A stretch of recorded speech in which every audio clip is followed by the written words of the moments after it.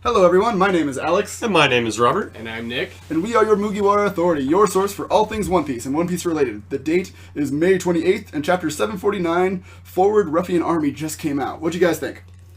I'll let Nick go first. Yeah, Nick just read it, literally. I just read it. Now, I haven't been keeping up whatsoever, so I'm coming from just one chapter, random chapter. I read this one, and it's fucking nuts, because all you see at the beginning is just fucking massive destruction, this huge-ass dude fucking How fun? Wait, okay. just destroying shit. For our new listeners, Nick is our anime-only correspondent, I suppose you could say. What's the last thing you saw on the anime? Oh, Jesus. I have no idea, honestly. Are they on Dressrosa yet? No. So, are you still on Punk Hazard? I just finished Punk Hazard. Okay, so you're just like, you haven't caught up yet. No. Okay. I canceled my Hulu subscription. So you have very no, behind. You have like really no idea what's going on. Really, yes. I got reintroduced to Doflamingo, and that was it. I'm like, all right. It's like, oh, he showed up on Punk Hazard, and then gone. Well, this is really funny then. What do you think of the chapter, even though you have no idea what's going on? Okay, so I had to ask you guys a couple questions about Law and shit. So Law's handcuffed with Luffy, and riding this giant cow up Lord... I can't remember the name already. His name is Pika, the one Pika. Yeah. Did you just call him Lord Pika? Everybody was calling him Lord Pika. Okay. In the chapter. I don't recall that. I don't either. I think you're just making stuff up, man. Oh, shit. Okay, so he's going up Pika, fucking destroys his head, and sees his true form. And that was pretty interesting. Mm-hmm. So, I mean, other than that, I think that's it. That's all I got from that. Well, really, that was like, those were the big events that happened in the chapter. It was a good chapter. What'd you think, Robert? I thought it was pretty cool. We got to see Zoro finally fighting his locational nemesis. Well, I like that Zoro seemed smart. You know what I mean? Like, I like when Zoro seems like... he knows what he's doing. Yeah, you know? he was kind of like, good. Don't waste your energy, basically. He's like, he's just going to regenerate. We got to find the actual him and target that. Yeah, I like seeing like Zoro say wise things. Yeah. And be awesome. And he was both of those things in this chapter. Yes, he did. He blocked that one shot from the giant katana. Yeah, Pika. I think that katana is made for giants. That's my guess. I have a question. You think that's a Meito? What's a Meito? Like a name blade? A name sword? I don't know. Maybe. That's what I was thinking, because, I mean, we haven't seen a new one in a while. The last one we were introduced to, I think, was Law's. Is Law's? I don't know. I think Law's is one of them, but I'm not sure. Is Zoro's is the one that he got from Ryuma? Is that a name sword? Yes. Awesome. Because I know Kinemon was like yelling at him because he had the sword. Zoro has two now. Zoro has two. It's the original one that he got from Kuina. Yeah. And the one that he won from Ryuma. Yeah, the one he won from Ryuma. His curse sword isn't a named blade. Oh, okay. It's not one of the name blades that they mention at the beginning of the series. Like Tashigi's dream is to like get all the blades away from bad people and stuff, right? So now Zoro has two of those. Yes. Right. And his I forgot what it was called, but his curse blade is just that. It's a curse blade. It's not like unique. It's not a name brand. well, no. All the name swords are unique and very high quality. Yeah. His is one of like 3 or something like that. His cursed sword. Oh, I remember. There's like more than one of his. He just happens to be able to use the cursed sword without it killing him. When we were talking about defining character moments for Zoro, me and you, we mentioned that scene where he throws the sword and challenges it with his own luck. That's a badass scene. That was a badass scene. Do you remember that scene, Nick? No. You don't? What? Okay, so when he got his new sword, he throws it in the air and lets it spin, and he pulls out his arm to see if it'll cut off his arm, because he knows it's a cursed blade. But if his luck is stronger than the blade, he'll take it. And it just goes right under his arm and sticks into the ground. Oh my god. And that's how he got his other sword. That one was not a named blade. It was like a step below the named blade. That was the one that got destroyed by the Rust. Yeah. By Admiral, right? At the end of Enies lobby. I still have no idea what the hell that guy was there just to destroy the sword. I haven't seen him since. You should fight Daz Bones. Oh, poor Daz Bones. Dude, we just see that fight. Daz Bones gets killed. they're natural enemies like Luffy and Nell, except it's not as awesome. It's more like okay. It's more like Dustbones dies the instant he gets touched. I want to talk about the cover page. It's really nice to see Dayton back, and she's like dreaming of her sons, her adoptive sons. Her adoptive sons. That was nice to see. Luffy's all bleeding. Luffy's bleeding and smiling because he probably fucking smacked his head on a rock. Probably. Sounds like something he would I thought do. that was nice. And then the chapter ends, and did you read the note from after the chapter, Nick? No. Okay, well, Oda's going to be gone for 2 weeks. Did you read? Yeah, he has tonsillitis. Well, he's going to get his tonsils taken out. Yeah. Yeah, so he's going to be gone for a couple weeks. He's being forced to take a 2-week hiatus. So I'm sure he needs to heal up a little bit too. Well, as you're older, I think it's more of a serious operation to get your tonsils taken out. Like the implications. No, that's what it is. He's been trying to keep track of his health or whatever, and according to the message, they were like, he needs to get them removed. And so it sounds like it's somewhat of a pretty serious situation. Not too bad. Well, they made him go on hiatus last year too. Yeah, but it's one of those things where he kind of should get it taken care of now. I believe he should, definitely. Yeah. I just hope he heals up and he's okay. It's sad that we're going to be having no One Piece for a few weeks, but hey, that's just the way it is. Yeah. I'd rather have no One Piece for 2 weeks than no One Piece. No, it's definitely more important for me that Oda heals up and he gets healthy. That's what really matters. But anyway, really good chapter. I thought last week was just a little underwhelming, and this one was really This fun. one kind of turned that around. I was wondering, remember me and you were talking about if Pika is Oars like big? He's way bigger He's than way Oars. bigger than Oars. It is confirmed because he's right next to that giant, his arm, and his arm is way bigger than the giant. And it is canon that Oars is like 2.5 times the size of a normal giant. This motherfucker is huge. He's probably comparable to Senwon Wolf. I would say so. Yeah. He's about as big as It almost seems like Senwon Wolf was introduced to kind of... so Oda could start introducing these kind of massive characters, so he wouldn't be jarred too much by the fact that Pika is huge. Yeah, it wouldn't jar me. I mean, even them, we still were introduced to the Sea Kings not that deep into the Grand Line. They're fucking huge. Like, really Yeah, big. but they're not giant people. That's true. So, like... Senwon Wolf is supposed to be unique, like, in how huge he is or whatever, but now we're seeing Pika, so it kind of gives the idea that there are some really huge people in the world, and Luffy and them need to be prepared to fight these giants. Do you remember Salmon Wolf, Nick? No, I do not. He was one of the prisoners that escaped Impel Down and joined Blackbeard's crew. Oh, okay. We kind of agree that Impel Down was probably built around him. Yeah, like he's an ancient creature, because normal giants live much longer than regular humans. They live about 300 years. Yeah, so he, being so much bigger, maybe is like really old, and there's no way he just fits in and out of Impel Down. Yeah. He's fucking huge. He's larger. He's many, many, many times larger than the entrance to Impel Down, which is the only exit. Oh my god. There's a scale picture online, if you look up like the scales of One Piece characters. He's as big compared to a giant as a giant is to like a regular human. So Luffy and then a giant, that's how big that giant is to Sanmon Wolf. He's a giant of a giant. Yeah, he's a giant. He's a giant. Yeah. Jesus. He's fucking huge. That's impressive. He's a big dude. Wow. Kind of going a little further into the chapter, am I the only one that thinks that the flashback image we got is not of Doflamingo and is actually of Corazon? I don't know. It looked to me like it was just hyper stylized. My interpretation was just that it was Law talking about Doflamingo, and that's probably how Law sees Doflamingo. He sees him almost more as a monster than a man. Oh yeah, shit. His younger brother. Yeah. At the end. That's nuts. Like, that's I didn't even think of. Yeah, you're not really into Dressrosa yet. No. But what happens is Law's whole plan that he has to foil Doflamingo and to get Kaido to kill him is to destroy the Smile Factory. Well, it's essentially because Law had a relationship with this man Corazon, and it was like he was like the most precious person to him. And in this chapter, we finally find out who Corazon was. He was Doflamingo's younger brother. Which is crazy. Crazy, yeah. So Doflamingo killed... You told me earlier, Robert, that kind of disappointed you for some reason, though. Explain to me why that is.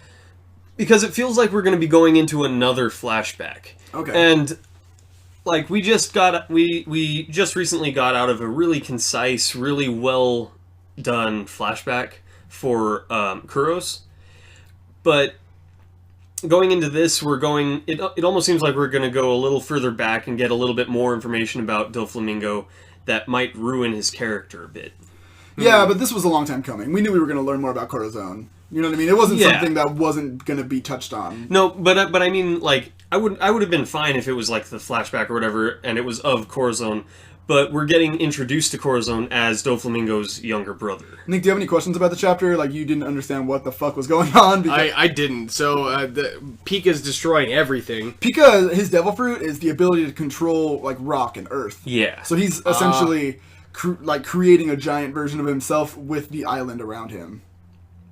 But that's a devil fruit ability, right? Yeah, That's his devil fruit ability. And laws and handcuffs, and are they sea stone? They are sea stone, yes. Which sucks. Just put sea stone on him, he just falls apart. The whole thing just collapses. Pika. I think Zoro's gonna fuck that guy up now. I think so. Oh my god! Because they found his real body. It's gonna be crazy. And that fight has been teased for a long time. It was teased because Zoro encountered him and he got lost. You lost him. So the giant sword that Pika had when he was attacking Zoro, oh no, did he have that giant sword No, as that a was, giant? that was the introduction of the giant okay. sword. Like, we hadn't seen that sword yet. I had no idea Okay. that was even there. It was awesome. It was huge. Yeah. That was a giant ass sword, and just fucking Zoro jumps in, blocks it. It was awesome. Like, just a strike. The It was reaction of nuts. those guys with Luffy. What are their names, Robert? Is it Abdullah? It's Jet and Abdullah. Jet and Abdullah. They were like, so awesome! Their eyes are all popped out. I like that Oda just knows that we all fanboy out for the scene, so he's putting characters in to fanboy out during the scene. Usually it's Bartolomeo, but this time it was them. like Bartolomeo when he meets Robin, where he's like, "I want to be your slave." Oh my god! I mean, no. He's like, "I want to be your slave." Wait, no, that's not what I meant. I don't remember that. Oh my god. So yeah, it was a good chapter. I was a little cold last chapter. This one I really enjoyed. It was a fun chapter.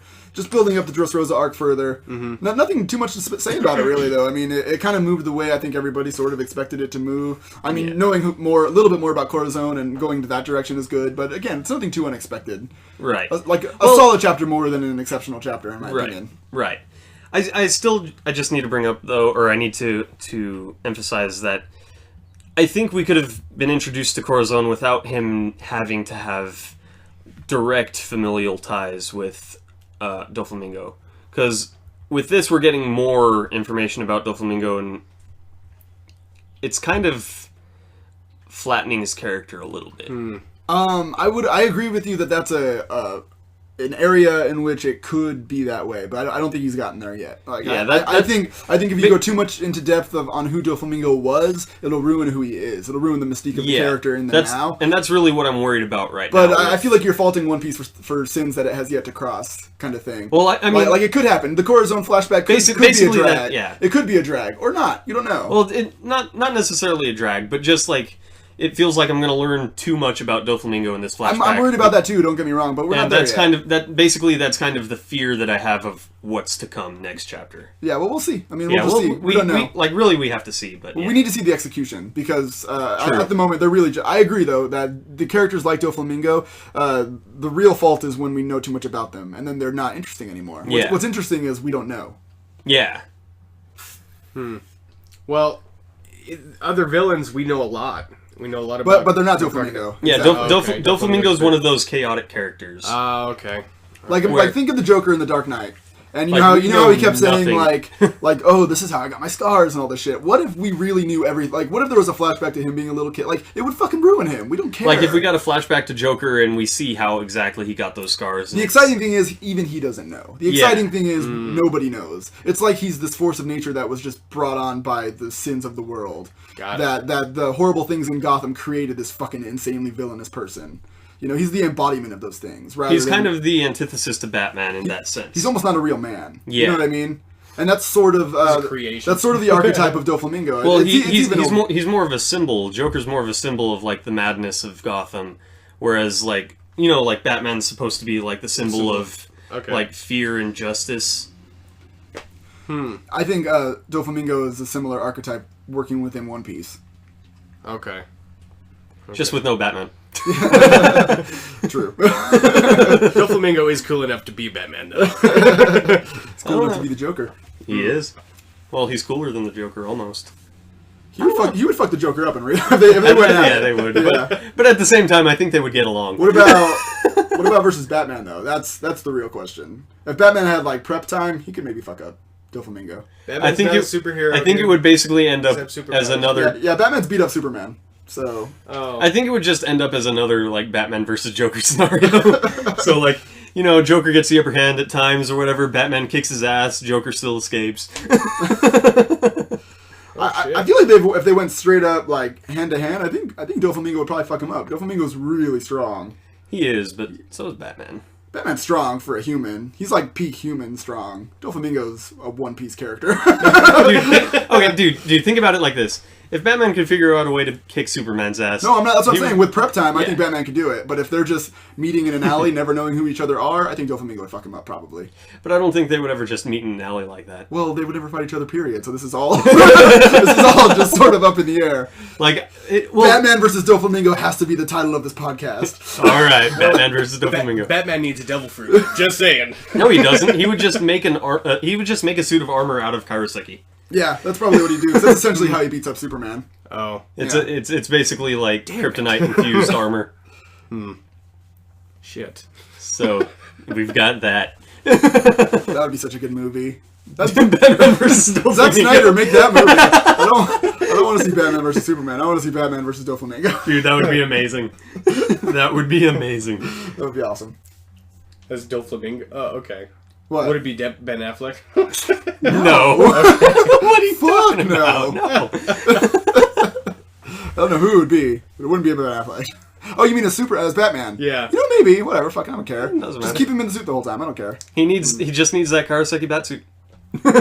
That's what I'm saying. With prep time, I think he could win. But with no prep time, I don't think he would win. It almost feels like I think he would get, like, beheaded before he knows it. You know? Yeah, but at the same time, I feel like Doflamingo would make his presence known before directly confronting him. Probably. Because he'd try to make a game out of it, kind of like the Joker. Oh, that'd be so odd. That's actually kind of a cool theory. Like, it'd be a cool thing to watch. It would. Dude, that It's would be pretty crazy. impressive. It's sort of just like Batman versus the Joker on steroids, though. Like, it's not that different. So, Batman Arkham Asylum is the video game.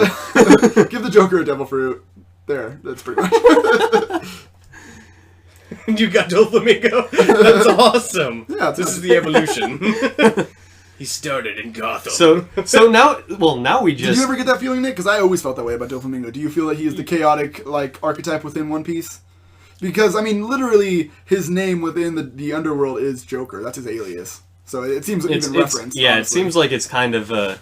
kind of a nod towards Unfortunately, DC Comics. I don't know enough about Doflamingo. Well, like I know from you guys and whatnot, but I haven't gotten that far in the series to really discover Doflamingo in a character sense. But even as early as when he was war. introduced in the war and those little moments with him, I always felt that way. The way he was cackling in chaos. He was just laughing or whatever, and then he was just like kind of dicking around during the war or whatever. He cuts off Moria's... No, he cuts off Or's Jr.'s leg. Or's Jr.'s leg. And he downs Moria at the end of the war. There was actually a bit of filler that I really loved. It was when Whitebeard was just like the whole island was just shaking. warping and moving, and he was just laughing, and his arms were widespread, and he was talking about how crazy this old man is. He was like, "Oh, he lives up to it." You know, I love Doflamingo. I always thought that he was like was the that the Joker. scene when he was talking about how the winners are the ones that write I don't think history? so, because that's canon. That's actually like in the story. So I'm not sure when he says that.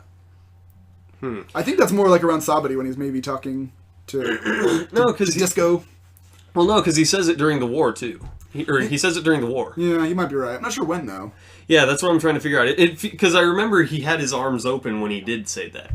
So maybe it's just like, you know, the part of the filler in the anime was the fact that he was sitting there laughing while everything was shaking. You know, a huge difference between the Joker and Doflamingo is that Doflamingo cares about his crew. He loves those people. Like, the people closest to him he loves. And I don't think the Joker cares about anybody. I don't even think he cares about Harley Quinn. I don't think he gives a fuck. To an extent. I think he uses her. He does. Well, he does. Yeah, I don't think he really cares about anybody. It makes sense if he uses her. I think he exists to take on Batman. And I don't think really that's the way Doflamingo is. Well, if that's the case, then the Joker cares about Batman.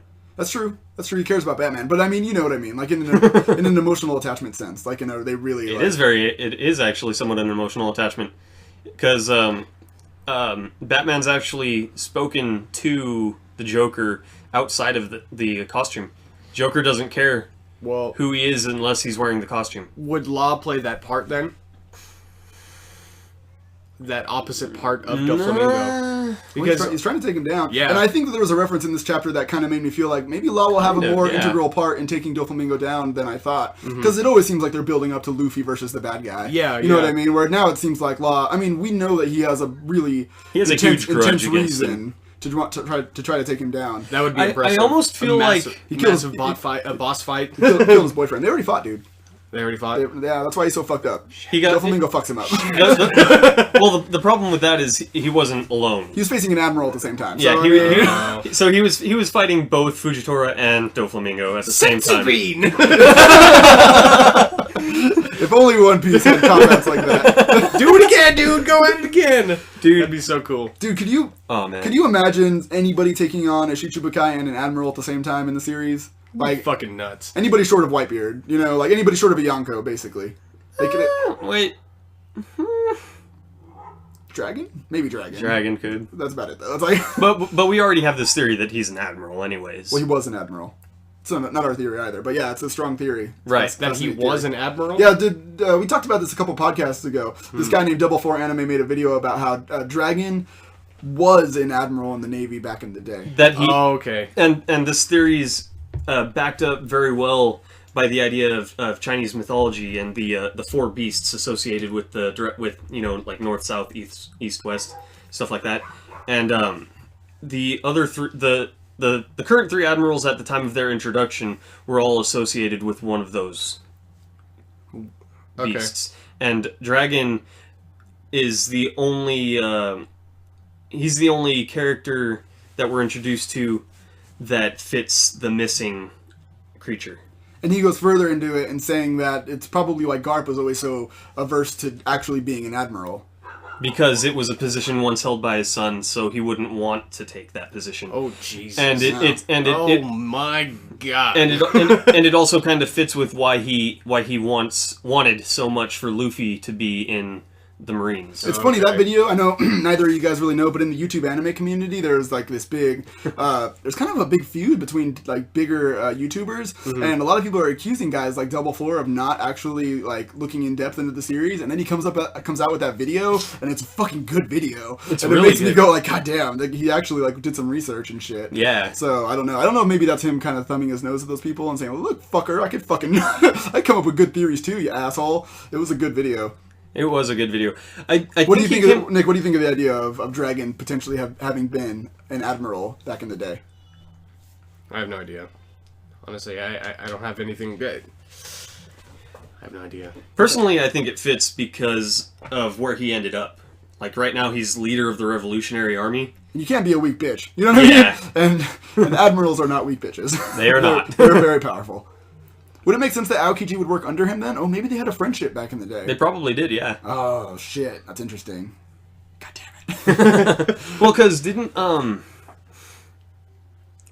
what was it? Didn't Aokiji work directly under like Garp or someone?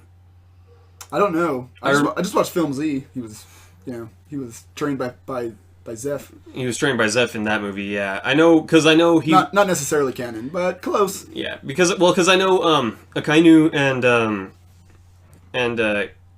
Aokiji, they were both vice admirals during the Ohara incident, but I don't know who they were directly under or who trained them. I don't know. You want to do a segment? What kind of segment? Any segment. Let's do something. Okay. What segment? What segment, Robert? Do you want to do the words one? Nah. Yeah, that one's clunky. I want to figure that one. I want to streamline that bitch. Oh, really quick. You know what? Me and Robert were talking a couple weeks ago, Nick, about where Enel would be relevant within Dragon Ball. How strong do you think his strength would carry him in Dragon Ball? Like, do you think at the start of the Saiyan Saga he would still be relevant against Raditz and that version of Piccolo and Goku, or no? Against Raditz? Yeah. And our theory is that Ki Blast would hurt him. Like, we don't know, because Ki Blasts don't really exist in One Piece. Huh. Well, being that they're shooting pure energy, Yeah. through their I don't. I don't know exactly how they do it. Little But fucking hands. yeah, they have magical hands of justice that just shoot beams of Well, light. none of them ever shot beams out of their cock. Why not? Let's ask Goku. No, let's ask Chi-Chi. Oh, Well, like sorry. the idea is that like ki blasts are kind of like a manifestation of like physical energy. Well, being that Enel is energy, is he Well- more lightning or energy? We're I think saying the Rumble fruit is technically lightning. Lightning. Okay. is it Rumble? I think it's Rumble. Because I know Chopper's medicine is the Rumble Ball. Still, I don't think that has anything to do with the devil fruit. I can look it up. I'll look it up. Yeah, look it up. Yeah. But basically, ki blasts are kind of like a physical manifestation of like, or like an kind of almost like a manifestation of their physical energy in energy form. Okay. Stuff like that, physical and spiritual energy. So- and it would kind of parallel hockey in some ways. So what do you think? Do you think Enel would be relevant at the start of Dragon Ball Z? Dragon Ball Z-ish? Yeah, why not? I would think anywhere after the Android saga, maybe. Ooh, so you think even in Namek, you think he would be relevant? Yeah, he No. could be relevant. Could it hurt Frieza? Do you think he would hurt Frieza? Oh shit. Well, the thing is, here's my- I think he can hurt. it's Frieza. interesting to say because Mantra, like, he could predict those ki blasts. He could try can, to avoid yeah. them. Mm-hmm.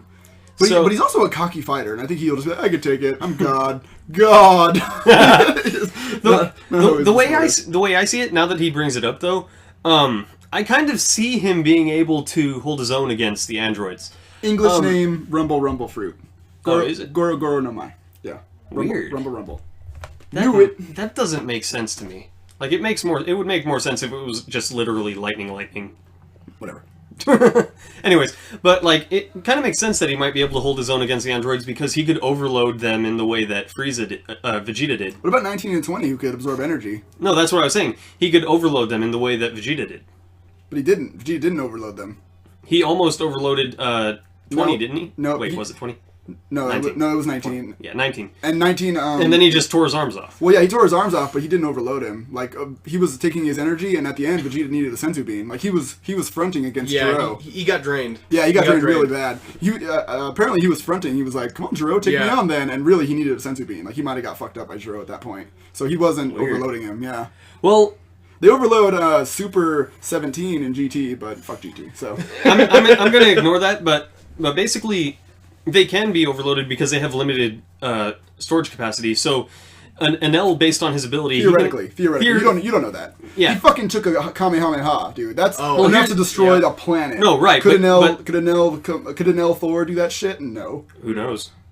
Yeah, Well, I do know. He's he used kind it a of- bunch of times, and it did not destroy the Are planet. you talking about the giant orb that he uses that almost destroys Sky Island? You mean like when he needed the aid of his Arcus Maximus? Because yeah, that's not just him. Right. Yeah. Okay. But like the assumption with Logias is that they can kind of produce their energy, right? Yes. So theoretically, he can produce enough energy to overload the androids. Theoretically, but even that's theoretical that they could even be overloaded. We don't know. Well, that's There's no precedence. There's no precedence. No, that's why I'm saying that it's possible that he could be relevant at that point in time. Oh yeah, no, I'm not saying But- it's not possible. But I don't see him making it past Frieza, who can survive various elemental environments. Like he can survive the vacuum of space. I don't think he has a shot against Frieza. I don't even think You it's don't, close. you don't think so? Dude, Frieza's really fast. Like, I don't think he's even fast enough to keep up with Frieza. Because I feel like he's fast enough from point A to point B, but then when he's moving in his own, like, you know what I mean? Like, he's not, like, his reaction isn't that impressive. I mean, well, I guess for Mantra it is. I mean, in a way. I think Frieza's another level, though. I don't think he would be able to fuck with Frieza. I just don't think he'd be able to defeat Frieza because of that, and because of Frieza's own natural tolerances. Yeah. So yeah. are you thinking like Piccolo power level? Yeah, well, which Piccolo? That's the thing, because Piccolo's stronger than Frieza just in the Android Saga, so, you know... Piccolo during the Frieza saga. During the Frieza saga, he overpowers Frieza at one point. Second form Frieza. Second form. Yeah. Third form fucks him up. Second form, I believe his. But you know, power level is But the thing 250. is, I don't see an L beating first form Frieza. I don't either, honestly. I think they're already outclassed at that point. Yeah, I can see him being relevant. I definitely see him. Well, I definitely see him being relevant through the Saiyan saga. Me too. Up until they get to Namek. At that point, you have Frieza, who is more or less shadowing Enel in terms of power. Well, it's hard to say because we don't know how Ki would affect Enel, and we don't know how electricity would affect the guys on Namek. Like, I don't think he could take the Ginyu Force. Ginyu Force is as silly as they were fucking strong. Yeah. I don't know. I think he could take the Ginyu Force. I don't know. I think he could. I definitely think that he could avoid Captain Ginyu's body swap. I think in the manga it's actually pretty fast. Did it ever bother anybody else that he never tried to take somebody else's body, like Frieza's body? Like, why didn't Ginyu try to take Frieza's body? I have no idea. Because he would still get killed by Frieza. He probably would.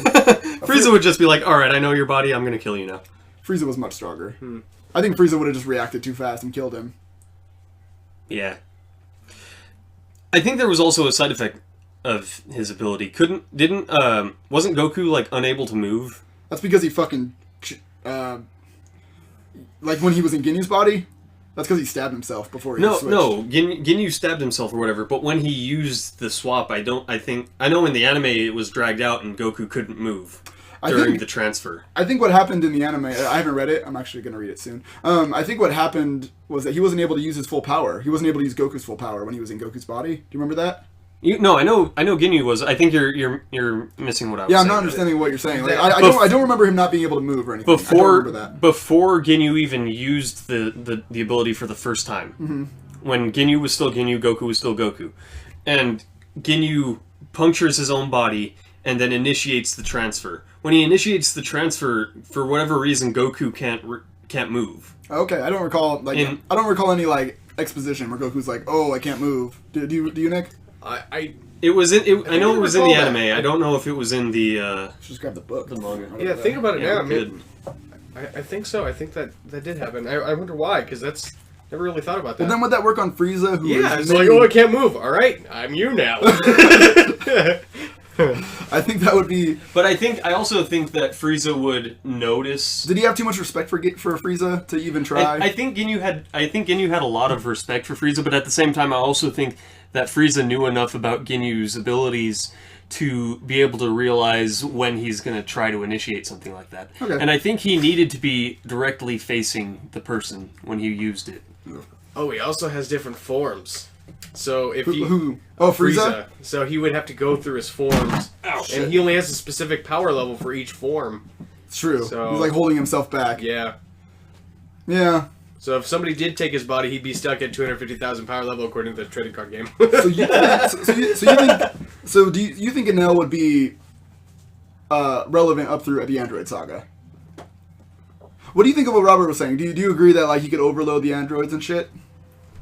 It's not a factor that was introduced in Dragon Ball or whatnot, except for GT, and that kind of was a little. It's weird in One Piece though, because it's like there's not really limits. Like you could just keep going. He is electricity. He's lightning. He's boundless. You know? Dude, I wonder what would happen if they tried to absorb Enel. Like, would they just absorb Enel, and then he would just like spawn inside of them and blow them up? Oh, that would actually be fucking. That would be a sexy moment. Dude, that would be awesome. Yeah. But the whole overloading androids circuits. Let's just go circuits and just frying them. I don't know, because you have Giro, clever designer of androids, because he made Cell. Well, Cell was completely different. Well, even is Ki and electricity, do they equal each other? Like if he does L Thor, will they be able to absorb it? I don't know. They might be able to, but at the same time, I don't know, because it's not just electricity. It's like a giant condensed lightning cloud, thunderstorm. Yeah. So it's not just electricity; it's a storm itself. So they might be able to absorb some of the electrical energy, but they wouldn't be able to withstand the effect of the storm itself. Or they might be able to, being androids, and for whatever reason, insanely powerful. I honestly think at that point in the series, well, could they even hit Enel? Could they even punch him? Something came to mind. I don't think they can. Future Saga, or sorry, the future Trunks and Gohan's. Gohan. Oh, okay. The side. Sorry. That's okay. What? Are you talking about the The special, the Yes, the the Gohan special. special. There Okay. we go. Fucking the Gohan special. The OVA, Yeah. like where Trunks was young and he became Super Saiyan for the first time and all that shit. What hit my mind was they were fighting Gohan in a thunderstorm. Okay. So if they were robots, they would be electricity would be able to Zap them. Zap them. Zap them. Okay, so I'm looking at it in the They manga didn't give right a here. fuck. I'm looking at it in the manga right here, and I can't really tell. It happens so fast that I can't tell if he was just unable to move, or if he was just caught off guard. I think he was just caught off guard. That was my assumption. Yeah, in the anime they dragged it out so long that it was like Goku can't move. Like Goku's like I can't move. Yeah. But yeah, here it's just like switch. It looks like he blasts him with an energy blast from his crotch, and then suddenly their souls are switching from their mouths. Yeah, it's one of those little things that Toei would do, where they, let's stretch this out for 4 minutes. I can't move. Yeah, that's right, you can't move. I still can't move. I'm going to tease you.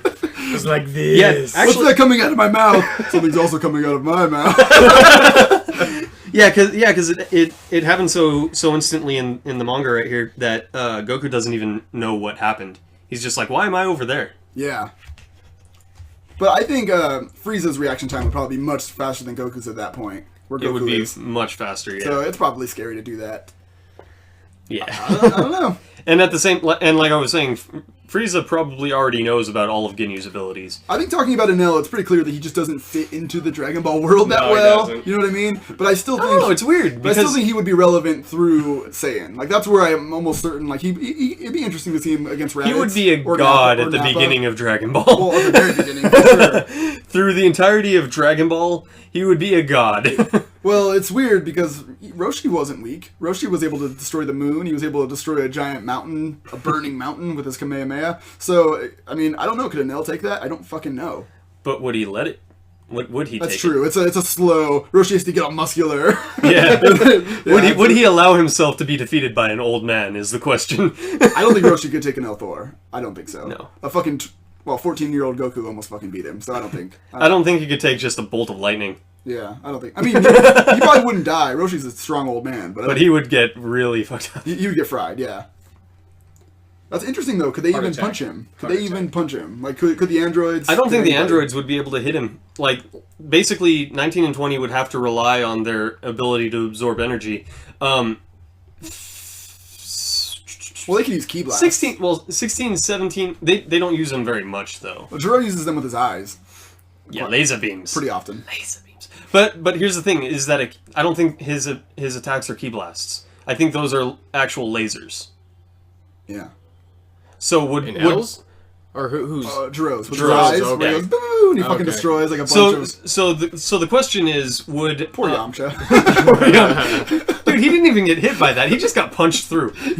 Never threw a punch. Trained for 3 years. Never threw a punch. But How unlucky. Yamcha gets his ass kicked so many times. oh, poor Yamcha. That's his part. That's just his part. Dude, I was thinking about Yamcha recently, and Yamcha... Okay, if Yamcha was relevant up through the through the beginning of the Android Saga, Enel could be relevant up to the beginning of the It Android makes it- Saga. That's a good way of thinking about it. Alright, dude, I was thinking about Yamcha recently, and I was thinking about how strong he got, and he was still way weaker than Tien and Krillin, like, later on in the series. But if you look back at the start of the series, like, if you took that Yamcha from later on in the series and you just put him back at the start of the series, he's like a genius. He's a fucking incredible martial artist. He's just surrounded by other geniuses. It's like the Dragon Ball story is like the tragedy of Yamcha. Well, at the same time, you look at Krillin. Krillin wasn't just like, okay, I'm a genius or whatever. He had like Gohan, his hidden potential revealed Yeah. and released. So he got a boost. Krillin got a boost. Whereas It was still within Yamcha himself. didn't. Well, Yamcha didn't get that boost. True. Well, in the Budokai games, I think he did. Really? Yeah, you can unlock hidden potential for him. Okay. Weird. Yeah. Because he never gets his hidden potential unlocked. He just You- powers up. Do you think, this was a debate going on by two YouTubers. I think their names are Quaman and I forget the other. No, I forget his other name. Anyway, but who's stronger between Tien and Krillin? Tien. What do you think, Nick? Well, now At their peak, I suppose. At their peaks, I don't know because I'm just gonna go off the trading card game or whatever because I used to play it a bunch. Like I think, really, you know that way more about that than I do. Wow. TN, I believe his max power level was like 2.5 mil at one point, and he was attacking Cell. Yeah. And he was using his Tri-Beam. That was his massive attack, and that was his most strong attack within the whole season. I believe. I can't. Then do you remember what Krillin's was? Krillin, I don't know because it was kind of easy to collect Krillin, but I don't remember his power levels. For some reason 1.6 million is coming to mind for Krillin, and that was at the end of Cell Saga, and that's a lot, I believe. Because Cell... Well, Frieza himself was power level 1 million. Yeah. And Cell, I believe, got to And that was before full power. 12 million or something? And Gohan, was at 1150 and was able to overcome him with his Kamehameha. So 11,500,000 and he stole the power of his dead dad. Yeah. That's pretty much what happened. Wait, Gohan? Yeah. When he fought, when he destroyed Cell. Oh, Cell, right, yeah, of course. So he was weaker than Cell, but he got the boost from his dead dad. Yeah. Well, also Vegeta took Cell off balance. Oh, yeah, huh? He did. What did he do? Did he do I think he did a Big Bang, but we don't really know. He just did it, real quick? Yeah, because Trunks was almost killed. Oh, okay. So it was like a fatherly thing that he did. How sweet. Yeah. Good father Vegeta. Oh, yeah. Good guy Vegeta, that's a good meme. I'm gonna start that right now. Going back to the thing with Enel's relevance with the against the androids or whatever, and the androids or whatever, their ability. The whole thing with Jiro's laser eyes or whatever, it's almost more like, would Frankie laser affect Enel? Well, it's based off the same thing that Kizaru's laser is based off of. So it's sort of like his Devil Fruit. It's like, because that laser was the same laser that they used for the Pacifistas, which is the same laser that Frankie uses, I think. Right, but it's not. It's not a Devil Fruit. No. It's not a Devil Fruit. So it's basically a technologically manufactured laser beam. So would that affect Enel? Would that affect Elogia?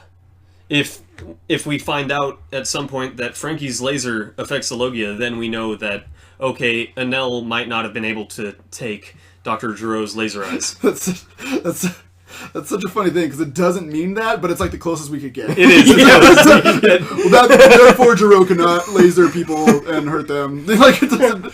This is the physics of this world, and this is the physics of this world. Well, I have a Toriko thing in my head right now, and it's the closest I could imagine. We were talking about how, if Enel uses his ability to, and just, continually energize and try to overload 19 or 20. Well, I'm thinking about that fight what happened in Toriko, where he was fighting that immortal. You know, that chef, he was fighting that immortal, and he used his electric ability to, make a loop and basically, kill off the immortal and all of his other spawns, because he, there was a lot of him, because... Oh, wow. Do you remember that fight? I'm trying to remember right now. Who was it? It was the guy with the long nose. You know, he's... It was during... Uonoki or whatever? Yeah. The Bishokuya from the Bewitching Demon World. Yeah.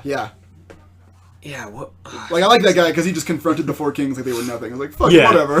That guy's a badass. And I remember that fight because he was fighting this immortal, weird... centaur-looking motherfucker, and the guy. Yeah. Right. Do you remember? Okay, I don't think either of us remember it well enough to really. But... No, I remember the fight, but I just can't remember the what actually happened at the end. Yeah, he I don't remember exactly either. He uses a technique where it's continuous energy, it just keeps recycling itself. So the guy doesn't die, he doesn't die. He keeps regenerating, but he's it's like a hell. But I think eventually his cells all do die. But it's he died 1,000 times to die finally. Basically, his cells stopped being able to regenerate. It was pretty fucked up. Yeah, he gave him uber cancer. Now you have AIDS over and over again. So Enel would be relevant all the way through Toriko, up to where we're at now. Because of that thing that happened in Toriko, Enel from One Piece would be relevant in Dragon Ball. My logic is unflawed. It is not. This is logic thinking here, at its finest. Through different animes.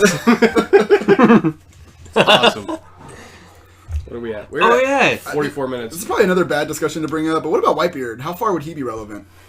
How far would Whitebeard? Yeah, because he could actually get punched. So it's kind of more, and he doesn't use like electricity. He uses more like physical attacks. Well, he can kind of create barriers out of earthquakes to the point where it's like, if you hit that barrier, you're being earthquaked to death. Yeah.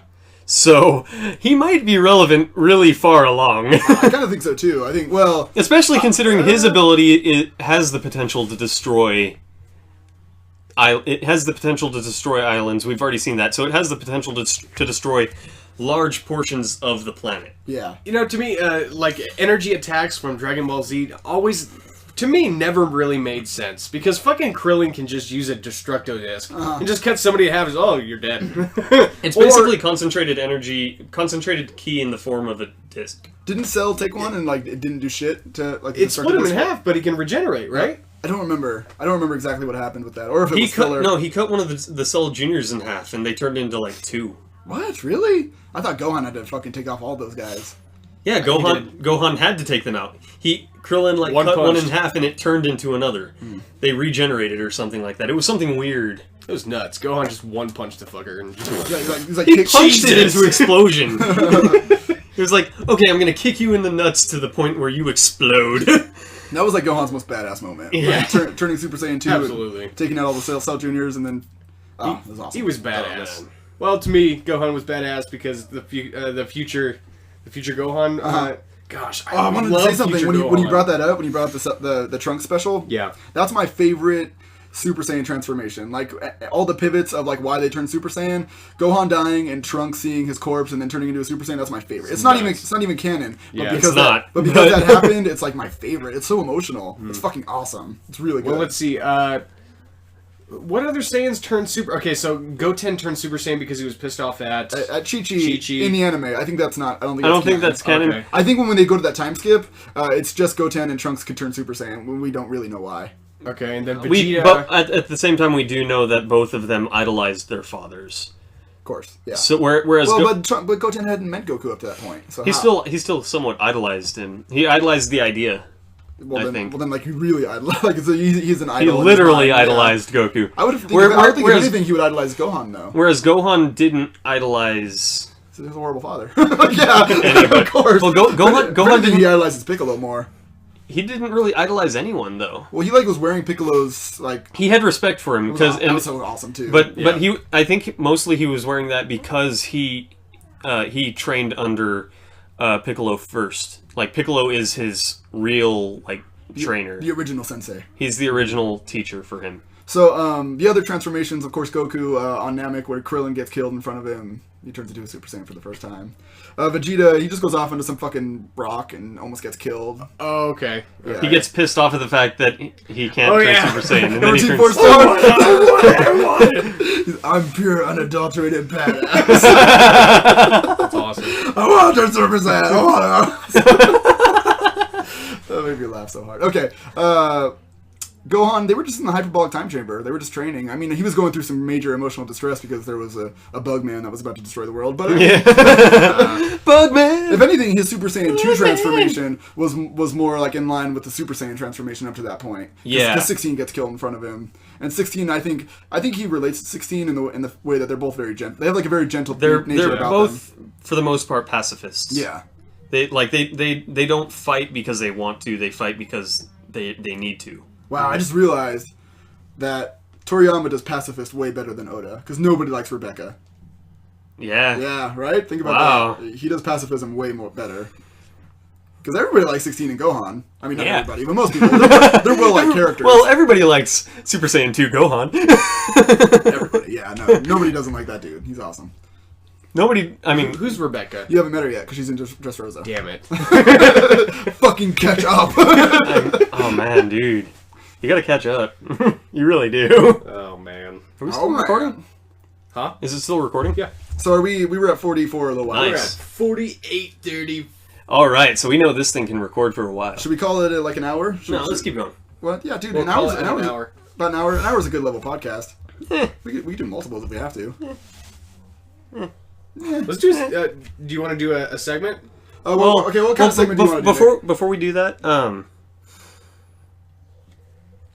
I kind of wanted to talk about like the idea of flashbacks In One Piece? in One Piece, kind of compare it to other series too. Okay, yeah. Like, we look at Toriko, we've had like what, one? We've had one big flashback. We've had like the flashback. Like, yeah, it was basically, here's what the whole series stems from. basically, yeah. I think he wanted to make it count.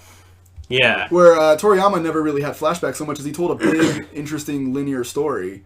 That Or not, it had time skips. Plenty of time skips. It had time skips, but it was one of those things where it encompassed a massive amount of time to the point where we already had a lot of character development for a number of these people. I think the only flashback we get is in the anime. It's the it's Trunks' flashback, Future Trunks' flashback. Well, there's a filler where Jiro is like, "Oh, Red Ribbon Army," but you know, it's a fucking filler. Yeah. But yeah, basically all the flashbacks seem to be anime. Yeah, like anime only. Yeah, like the whole episode of Bardock thing. Yeah. But well, I guess technically it's canon now. We got a chapter of Bardock. Right, but that chapter of Bardock isn't like it's not. I would say it's canon, but I wouldn't call it a flashback. It's not. Yeah, it's not within the series. We're not going back in time. Right. To watch it. He's basically writing a one shot, like a chapter 0. He's writing a chapter 0. He's not writing like chapter 375 that refers to events pre chapter 1. Okay. Well, what other series would you want to compare One Piece's flashback stylings to? To me, I think One Piece kind of like made the mold for making flashbacks really important, kind of, and yeah, integral into the shonen archetype. Okay, because he makes he goes, okay, here's Nami, she loves money, and we go, okay, she's a money person. Like we understand that's like one of her quirks. Yeah, and then we understand find out why she has such an intimate relationship with money. We understand. Yeah. You know, oh, here's Sanji. He doesn't like it if you don't eat food or if you're starving. Well, we really understand why. Like he doesn't like the waste of food. Yeah, exactly. Primarily, and then kind of like the whole thing with, I mean. The Fisher Tiger flashback it kind of fell a little flat, but like, we get why the fishmen have such, why Arlong did what he did. And Hody, for all his faults, we understand why he is the embodiment of exactly what Otohime didn't want to happen to people. Exactly. Oh, he is like pure hatred and racism and like the embodiment of that. Yeah. He is everything Otohime was afraid of. We get a lot of cultural, I forgot what I was going to say. We get a lot of cultural relevance in Oda's flashbacks. Yeah. It seems like, especially the post Sabati. Okay. They're like, we have that brief little scene that talks about Fisher Tiger from Boa or whatever, that talks about Fisher Tiger as this man that freed the slaves and stuff like that. How he ignored race or whatever just to free them. And then we get that huge flashback in Fishman Island. That's like, there was a lot of flashbacks in Fishman Island. I think it was mostly just one. We get a little bit of a snippet when we find out that Hody's the one that actually killed Otohime. Yeah. But it was mostly one giant flashback that we find out, like... But it wasn't far removed from Luffy's flashback either, so... Right. You know what I mean? There was flashbacks kind of within the area. Yeah. You know what I mean? Yeah. I think like, there's one... even in Luffy's flashback, we get a lot of cultural relevance. We see an island in which the kingdom views everyone that's not nobility as trash. We're kind of getting a lot of context for, like, nobles in the world of One Piece. And I think that's very important for Sabo. It's like it's a very Sabo that's what refines his character so much. Yeah. I think if there's anything that's like consistent through each flashback in One Piece, it's that the tragedies of our past define who we are in our future. Yeah. It seems like it's always about Bellamere dies or Luffy loses his brother. You know what I mean? Like, we understand these things, and they're really kind of what shape us to be the people we are today. Luffy's like this happy-go-lucky person. These people all have friends and these ties, and they're also strong and loving with one another, but they all have incredible tragedy in their past. Yeah. That hit home. That hit right in my heart. And I have a boner now. What a coincidence! Even the Mary had a flashback. Yeah. Mary had a flashback when she was dying. Let's not talk about that. Sad. It made me sad. all those memories. So honestly, I can't think of another series that is as prolific in terms of using flashback as One Piece. One Piece, it's a staple of how Oda tells stories. He says, "Oh, here's Rebecca. Like, here's why you should care about Rebecca." Yeah, you know, like kind of thing. Like if I look at Bleach, I can only think of like 2 flashbacks, and they're both relatively large flashbacks. And then we look at Berserk. Berserk. Oh. That's an important flashback. Oh god.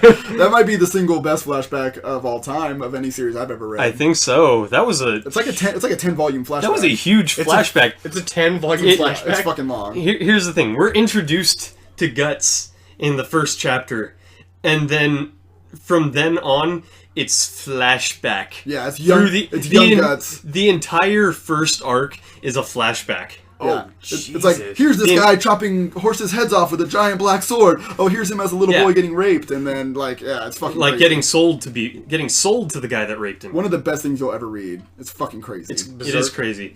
Like basically leading all the way up. It goes from him as a child and goes all the way up to him killing his father.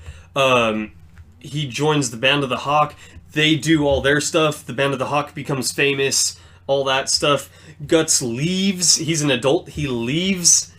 There's a bit of an instant where Griffith gets captured and tortured and all that stuff. So he goes, rescues, blah, blah, blah. Careful, man. Sorry. Careful. He does all that. He saves him. They go. Griffith sacrifices the entire Band of the Hawk. Oh, you're fucking ruining, like... I don't even care. For Nick, dude, like, this is one of the most tragic things. All these people we learn to love and care about get fucking slaughtered. They get destroyed. Holy shit. One of the craziest things I'll ever read. And in this crazy hell dimension. Oh my god, it's so fucked up. His girlfriend gets raped. We're going in, Oh my god. That is horrible. By his newly reborn friend who just came back as a god. Oh, it's so and basically it's epic as fuck. And basically what the fuck is this? That is the flashback. It's an incredible tragedy. It's all flashback. That is all flashback. It's something out of Paradise Lost. It's fucking crazy. It's so good. I need to reread it. You need to read it, dude. I own it. I have like the first 12 volumes. I think, to be completely honest, for me, that is probably the best manga of all time. Well, I like to not compare seinen and shonen myself. Well, I'm just saying manga in general. I think that it is at least. I think it is the best, if not in the top 3. I like to view things 2 ways, subjectively and objectively. Subjectively, One Piece is one of my favorite things ever. Objectively, Berserk, it might be the best manga I've ever read. It's a masterpiece. It's incredible. It really is. It fucking hurts. It hurts so much. It really does. It's so beautiful. And I think the art is amazing. And I think Vagabond is one of the few seinen series that I read that are even close to being par with Berserk. Berserk is what is it? Vagabond? Vagabond, yeah. Inoue's series. I have it right there. Oh, okay. Yeah, it's where would you rank Blade of the Immortal? I haven't read it. I haven't either. I've heard that the action is about the best action you'll ever read in a series. Oh, really? Yeah.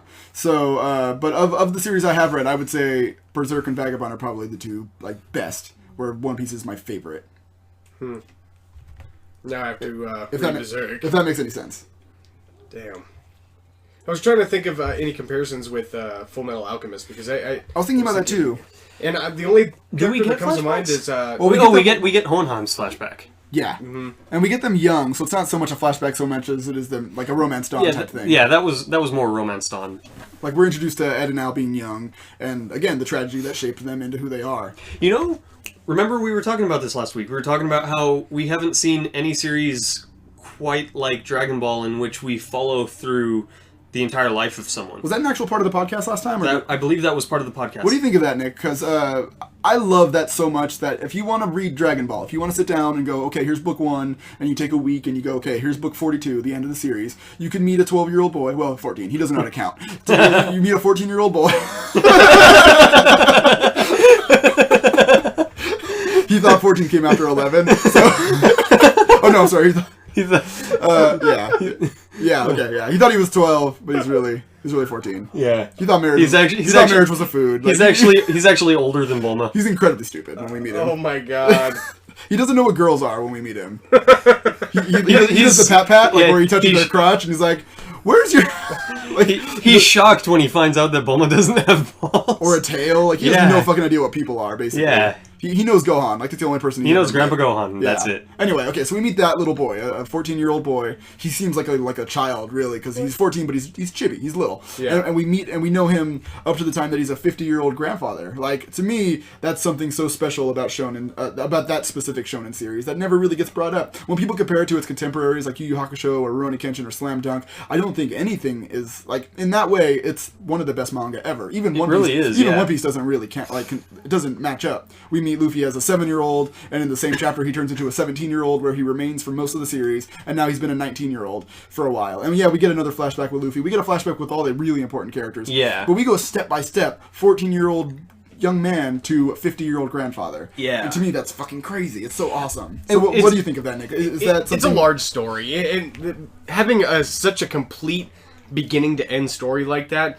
usually you don't get a story anything like that. You have a specific portion of somebody's life, but this one's his whole life. It's encompassing. This is Goku's life. That's what Dragon Ball Z is. Dragon Ball is. It's just a series of Goku's life. It's Goku's life, Goku's afterlife, Goku's second life. This bitch just keeps going back. It's a fucking rodent. But I love him. And we spend okay, so like if you say, hey, what version of Luffy is your favorite Luffy? Well, 17 and 19, they're not that different. Like, it's pretty much Luffy. You know what I mean? Really, so if you say, hey, what's your favorite version of Goku? 18 years old, 14 years old. Like, you could choose. We spend real time with this man through all these different sections of his life. It's fucking crazy. It's so beautiful. We know Gohan as a child. We know Gohan as a father. It's fucking crazy. Yeah. Awesome. Because it was interesting. It's like the only series that even does something somewhat like that is Ippo. Okay, well, sorta, right? But sorta. It's weird. 1,000 chapters, and Ippo. He won't even confess his love. Like he won't. But I mean, like, we're introduced to him like as he's in high school or whatever. He's now like in his late 20s or mid 20s. True. Mid 20s. So we've seen it's a really long series. It's 1,000 chapters or whatever, but it's also a significant chunk of his life, and it's continuing to go. Like, he's continuing to age and continuing to grow. It's not just like, okay, he's having like 7,000 fights in 1 year or something like that. Like, I mean, I'll agree. But I still think it's pretty far. It's pretty far off the mark. Because we didn't meet Ippo as a young man. Like a real young man. No, that's what I'm saying. Like, the very closest that we can get is Ippo, and that's not very close. And it's not. It's not. Yeah. Like, Dragon Ball is what? How many chapters? I mean, almost Berserk is a better choice because we meet a young Guts and we really like go through the steps of his life with him. But we can't because that's a flashback. It is a flashback. It is. It's not linear. If they just cut off the first 2 books and just started with young Guts, that would have been the most depressing start. But, yeah. It would have been completely comparable to Dragon Ball Z or Dragon Ball at that point. That's where I feel like people should almost start Berserk though, because I don't really like those first couple books. I like the flashback and onwards, honestly. Like the first couple, it's like I don't know, it's just this guy who's fucking killing people. Like it's like nothing to relate to. It's just weird and dark. Well, the very first chapter starts off with him having sex with someone, and she turns into this demon, and he kills her. Yeah. So. What the fuck? Well, yeah, I was hoping it would turn into more than that because I didn't want it to just be this fucking demon slaughtering series because I heard so many great things, and then it so did. It so turned into something so fucking amazing. Yeah. That's a great series. But yeah, Berserk. But yeah, basically that's the closest that we really get to like beginning to end, just following someone through their life. But even then, it's only a chunk. It's almost like a journey through his career. You know what I mean? It's like we're seeing it is an incredible journey because we're seeing this kid who can't fight, who could punch hard because he's physically strong, but he can't fight. Go into being at the moment he's one of the top in the world. He's going to fight the champion soon. I don't know. I'm not caught up. I'm a couple chapters behind. The fight's still not over yet. Fuck. I'm probably like 10 chapters behind, and they released them in bulk. So anyway, but even then, it's actually the last chapter they just released by itself. The most recent chapter they were like, all right, the day it came out or whatever, translates clean out. super consistent. But anyway, we're still getting him from he's a young man this whole time. You know, he's not right. He probably won't be a grandfather by the end, and he wasn't a fucking 12-year-old. Who knows? Well, he might be, but it'll probably be a flash forward and like, oh, look, Ippo's done. He's a grandpa. You know what I mean? And well, we never know because at the rate that it's going right now, we just don't know. It could be something like he ends up older, like Date, by the time he ends up having his actual title shot. So he could be older later on in the series. But it's just one of those things where we at the way it is right now, we only have this chunk of his life. And then I was thinking Full Metal Alchemist almost, but we really only get like a snippet of them as a child. And again, it's the same thing kind of like with Ippo. It's just a portion of their life that we follow them through, like a couple years. Yeah.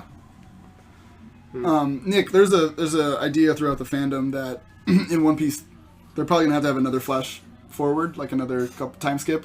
It would make sense. Do you agree with that idea? Yeah, I agree with that. Because if you look at the guys who are the real top tiers of the world, the Whitebeards and even the Admirals, like the Straw Hats just aren't there. Like, and there probably will have to be some type of flash forward. I mean, do you agree with that idea? Yeah, absolutely. I do too. A flash forward would honestly show Oda's abilities. I think it really would because you get good. You have a good skip. A time skip with Oda, and with the flash forward, I believe he can really kick some ass with a good flash forward. I believe Oda can really blow my fucking mind. Well, we did have a flash forward before Fishman Island. Did you not think that was a strong flash forward? No. On Oda's part? On Oda's part. No, it's 2 years. What? 2 years. 2 years, yes. 2 years. Yeah. I see a future flash forward being around the same time frame. Were you trying to tell me something? What's up? Oh, no, I just heard some random dog barking. Oh, okay. But it seems like it stopped. Anyways, like, I see a reasonable flash forward again being like another 2 or 3 years. I don't see anything significant. I agree. I mean, there might be multiples even. It could be more and more. Because if you look at Roger when he starts out with Rayleigh, he looks very young. He looks sort of like Ace almost, you know? Yeah. Where when we know him as the Pirate King, he looks much older. He's much older at that point. He's like his 40s? Presumably. He looks middle-aged. Yeah, he's middle-aged at least. And slaying pussy. Yeah. Funny. Oh yeah, we're at hour 6. Hour 6? What should we do? Should we do drum and then maybe call it a podcast? Well, do we still have to go over Jaya and... that'll take a lot of time. We had to do Jaya and Little Garden, right? Yeah. Fuck, man, I don't know. This you want to just go over one of those real quick? Let's see how it goes. Okay, well, which one would you want to choose between the 3? Let's go over Little Garden. Okay. All right. Never tired talking about Little Garden. Yeah. For those of you that don't know, we kind of lost episode 2. Yeah, a certain someone kind of deleted it. Yes. Yes. Fuck, I don't care. It sucked anyway. Nah, it was awesome. It sucked. It was awesome. Anyways, I don't know. Like, I thought it was probably one of the more unique arcs in the series. What are our rankings anyway? Are we leaving the 2 where they were? Because we're gonna leave them where they were, but we just have to go over them again, unless we decide. So we had 4, right? We had Paramount War as number 1, Jaya number 2, Jaya, then Barati, then Little Garden. Barati, Little Garden. Yes, I think that's what it was. Yes. Okay. So we were talking about the worst arc that we've evaluated so far. Yeah. We have a series called Every Arc Ever, where me and Robert randomly pick arcs and then we go over them each podcast, and we're gonna just literally rank every single arc, and it's gonna be up on our Facebook page if you guys want to check it out. It's fun. Good fun. Comment, give your opinions, whatever. And on episode 2, we went over Little Garden and Jaya, and for this episode, we'll go over Little Garden. So go ahead, Robert, talk about it. So, alrighty. I thought it was one of the more unique arcs in the series. Kind of like how we get those little asides in Toriko. Like, that's almost how it felt. Like, we get more kind of interaction with some of the Baroque works, but at the same time, you know, an island of dinosaurs or whatever, and the whole thing with Dory and Brogy, like, it almost felt kind of encompassed. Like, self-contained almost. I think that's interesting because it's both. It really is both. It feels like an aside, like in Toriko, and it's short enough, but it's... To where it's nice. It's an aside enough to where it's fun and enjoyable, and it's kind of like a nice breather and break from the series. But it also extends the saga. Exactly. Because Mr. 3 is the main villain of that arc, and he's like the top Baroque Works agent we had as an antagonist at that point. And I I've said this over and over again as we've evaluated this arc, that it's like, relative to the arcs before it, it's one of the more crazy and zany arcs. Like you said, we meet giants for the first time. It's a land of dinosaurs. We understand why they call it Little Garden by the end of it, because they killed sea kings and drug their fucking bones up there, and it's just... And it was an island. One of my favorite things about this arc has always giant goldfish. To me, it's like where it becomes apparent that Zoro and Sanji have a rivalry, because they go out trying to kill the biggest dinosaur. Yeah. Yeah, I always loved that. I just realized it's kind of an ironic name when you think about it, because it's not a little garden; it's a giant piece of shit. Is it a piece of shit? Is it from? I don't think so. I think it was from the goldfish. Okay, I didn't know that. I thought there was another.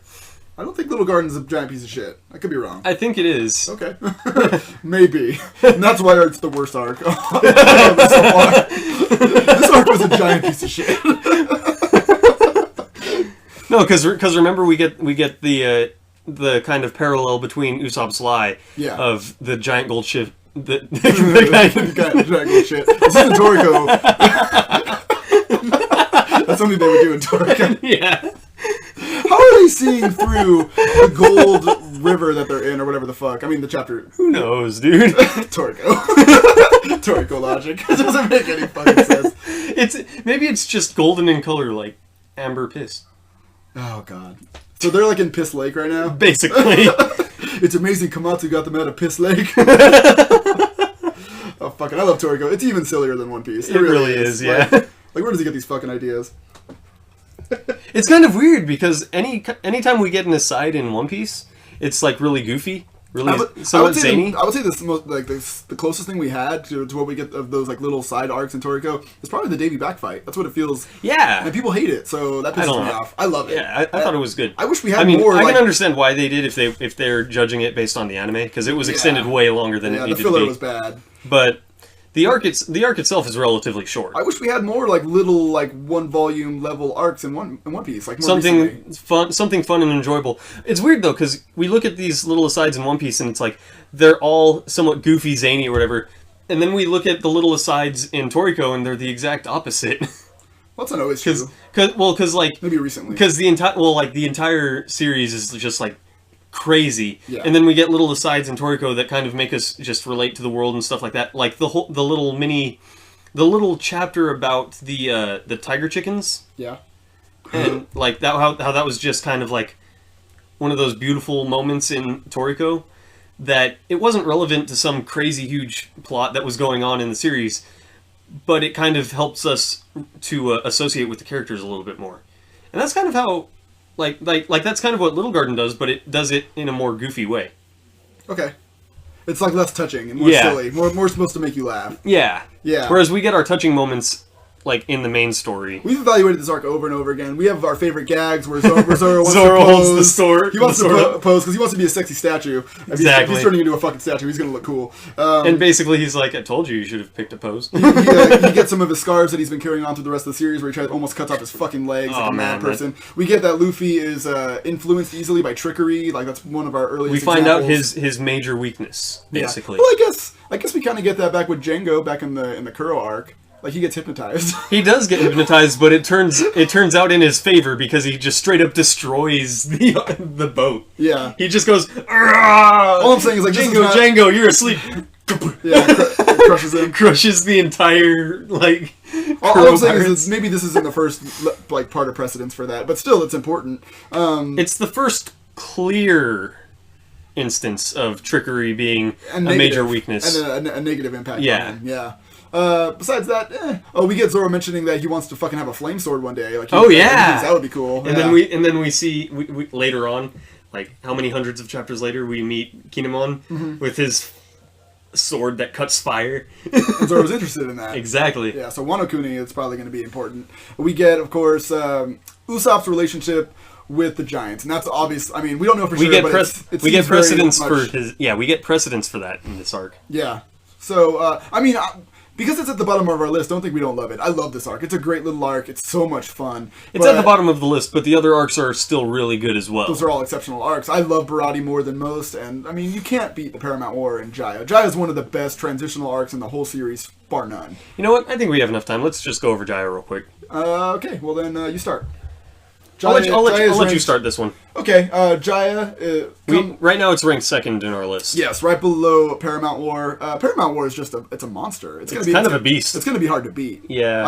I think it could get beaten, but it's a monster, man. Okay, well, Jaya is one of the best transitional arcs. We go from the fucking beastly Arabasta saga into the incredible, like, majestic Skypiea arc, and what we get is, to me, this arc is so special because the way Oda brings it into us, and he goes, "Hey, here's a giant ship falling on the One Piece crew," and you go, "Oh shit, things are gonna get crazy," and it does get crazy. Dude, and of course, we meet Blackbeard, we meet Bellamy. Luffy does the one shot to Bellamy, and it's fucking crazy. We get the start. Me and Robert have these ideas about Blackbeard that he's gonna be one of the craziest, most evil, vile villains in the history of manga. Period. Exactly. And that starts over food. It starts over pie and grog, and to me, that's so One Piece. It's like the most One Piece-iest example of One Piece I could ever fucking imagine, and I love that so much. My girlfriend's actually reading the series, and I was like asking her, like, "Oh, what do you think?" She just read this part, and she's like, "Oh, Luffy's fighting with some guy, and blah blah blah." I was going like, "That's fucking Blackbeard." We get Blackbeard's epic speech about how dreams never die. Oh, my we get God. the quote by the physicist. The only fourth wall breaker in the entire series. As far as we know, far off the top of my head, the only fourth wall break in the whole thing, and I don't have the quote, I don't have volume 24 in my hands at the moment, but it is something along the lines of anything you could imagine in reality is a possibility. And that so encompasses One Piece and what One Piece is about. Robin joining the crew right around that time. Yeah. And I'm a huge Robin fan, and to see her, there's just some beautiful panels that Oda drew around this time where she's just sitting there and kind of going like, "Well, I want to join your crew because I had nothing to live for, and you're making me live." And Luffy's just like, "Okay," and it's just, I love Jaya. It's as far as like. We also fucking meet Doflamingo. We meet Kuro. We meet these guys. We meet these guys who have massive bounties relative to the bounties that we had seen up to that point. Which the highest bounty, we know Crocodile has like 81 million, and Luffy's gets bumped up to 100 million. They have like 200 and something million. They're fucking huge bounties compared to anything else at that point. So I like that we're introduced to the flashback too, Cricket's flashback. Yeah, we learn about Mont Black Cricket. Yeah, we don't get the actual flashback because that's in Skypiea, but we get that little flashback with the story and kind of like the background information to what basically led to what's his name, Mont Black Cricket. Yeah, Mont Black Cricket being Cricket's his descendant. Norland is the we get this kind of like background into why Cricket's there on the island in the first place. It doesn't have anything to do with Jaya, but that flashback he mentions dwarves, like that's something I totally forgot about. And then now he's relevant to the dwarves and Dressrosa. Fucking Oda, I love you so fucking much. Oh my God, your foreshadowing is the best. It's the best. Did Usopp also mention something about dwarves? I don't know. Maybe. I think he lied about dwarves or something. He lied about a lot of shit. He did. Anyway, so. Really, I think in a nutshell, that is Jaya, and it is as far as like 2.5 arcs, it is fucking up there. It's gonna be hard to beat. We talked about this last time. Like maybe Drum. Like there's very few. Sabati, I think probably will beat it in my opinion, but there's very few. It's such a fucking beastly awesome arc, and I love that it's like in between these massive other arcs, Arabasta and Skypiea. It's like it's a breather, and it's not. It's fucking so good. So much information. Do you have anything to add to Jaya? I think really the only shortcoming it had was the aside with Southbird. Yeah, the little aside with the Southbird, because it felt very much like a plot point for the sake of a plot point, and not so much very much to get the Straw Hats away. Yeah, just so that so Bellamy could go and steal the gold and fuck up Cricket, so that Luffy could go and one shot him. Well, it was important in the sense that we got to see the variance in size between this Southbird and the Southbirds that were actually up in Skypiea. Like the Southbirds, the Southbird itself was important, but just that adventure with the giant bugs and all that stuff. I read it kind of recently, and I think it goes by pretty quick. And I feel like it's one of those things that dragged it down a little bit during the anime. Much as we were talking about the Davy Back fight, how it had filler, I feel like they just sort of stretched that out just a little bit. Yeah. And I mean, if anything, it's actually pretty funny in the manga. But I would say if I was putting like a bad and a good column, if I was putting things in bad and good columns, that would maybe be one of the things that weighs it down a little bit more. But it's a very small complaint. It's very small. Yeah, it's the Hercules beetle. The whole idea that Cricket's home was really up in Skypiea. That reveal. That is crazy. That reveal where Nami, they're up in Skypiea and they're up on the Vars, and Nami like climbs a tree and she goes like, "Oh fuck, I can't believe what I'm seeing." And that's the end of a chapter. The next chapter they go and they see half of the they see where the island split, and they see the other half of his home. It's fucking it's amazing. And you go like, oh, okay, this was part of Jaya, and it's fucking crazy. Dude, it's crazy when you look at the full map too. Yeah, it's a skull. It's the Skull Island. Yeah. A lot of people don't love Skypiea, and it's one of my favorite arcs. It's so good, and Jaya is its perfect it's kind of teaser. It's the perfect lead into that arc. I mean, even maybe Water 7's better, but it's much longer. So I love Jaya. It's a great arc. It's not better than the Paramount War because the Paramount War is super super important, but Jaya's great. It's fucking great. It deserves to be number 2 at the moment. Yeah, it's really good. Fuck, we should probably pick another. Oh, should we do Drum next week then, or should we? Where are we at right now? 119. 119. Yeah, let's do it next week. You think so? Yeah, I think we should hold it off again. Sorry, everybody, for continuing to push back Drum. We could go on about Drum for a while, so I agree. Because like, if it was I don't know, if it was like Buggy, like, yeah, okay, well, they fight Buggy, whatever, it's last. It's kind of an important arc that, we get introduced to Chopper, we get introduced to Wapple, our first mention of Blackbeard. I'm going to talk about Dr. Hero Look over and over again. Exactly. When we talk about Drum, so. So, yeah, that one we gotta. That's fine. We gotta have it on its own. Okay, so yeah, we are pushing back Drum one more week where we will finally start getting this fucking series going past 1 week. We are sorry, everybody. Kind of, only, maybe, somewhat. Okay, so should we be doing our send-offs? Why not? Everybody, we have Facebook and Twitter if you guys would like to like us, and like us here on YouTube as well, please. Go ahead and comment, offer suggestions, ask us questions, all that stuff. All those incredible things, because we would love to answer your questions if you have any for us on the podcast, so please do that. Nick, you have anything you would like to say? I love you all. We love you all! So my name is Alex. My name is Robert. I'm Nick. And we're signing off. Much love, many kisses. Goodbye. Bye. Goodbye!